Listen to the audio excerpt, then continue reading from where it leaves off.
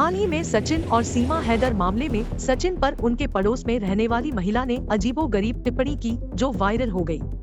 उस पर गाने और मीम्स बनने लगे। नप्पू सा सचिन है, झिंगुर सा लड़का, क्या है सचिन में? सवाल ये कि ऐसे पर्सनल कमेंट और बॉडी शेमिंग पर हम इतने संवेदनहीन क्यों हैं? सचिन अकेला नहीं है, दुनिया में ऐसे बहुत लोग हैं जो बॉडी शेमिंग का शिकार होते हैं। हालांकि एक पीड़ित के तौर पर सचिन चाहे तो वो कानून से इंसाफ की मांग कर सकता है। आज जानेंगे कि ऐसी टिप्पणियों और बॉडी शेमिंग पर हमारे देश का कानून क्या कहता है।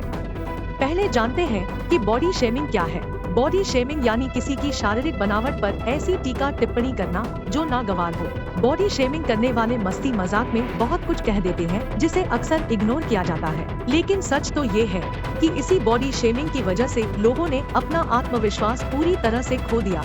इसके शिकार लोगों में डिप्रेशन घर कर गया। कई मामलों में तो बॉडी शेमिंग खुदकुशी की वजह भी बनी। ये सही है कि हम लोकतांत्रिक देश में रहते हैं।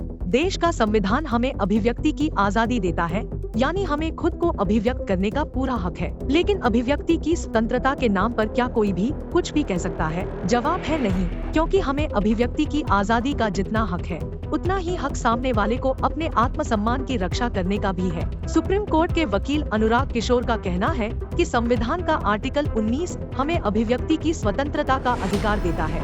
ये हमारा संवैधानिक अधिकार है, लेकिन इस अधिकार का प्रयोग बहुत ही संवेदनशीलता से किया जाता है। अगर इसका इस्तेमाल किसी को मानसिक प्रताड़ना देने, किसी की प्रतिष्ठा को नुकसान पहुंचाने या किसी को बॉडी शेम करने के लिए किया जाता है तो कुछ मामलों में ये आपराधिक श्रेणी में आता है और उसमें सेक्शन 499 आईपीसी के तहत क्रिमिनल डेफेमेशन का केस भी बनता है, जिसमें सजा का पूरा प्रावधान है। इसके अलावा अगर कोई किसी को जानबूझकर इंसल्ट करता है जो कि ब्रीच ऑफ पीस में बदल सकता है तो भी सेक्शन 504 आईपीसी में उसमें सजा का प्रावधान है और उसमें सख्त सजा दी जा सकती है। इस मामले में महिलाओं को लेकर कानून और भी ज्यादा सख्त है।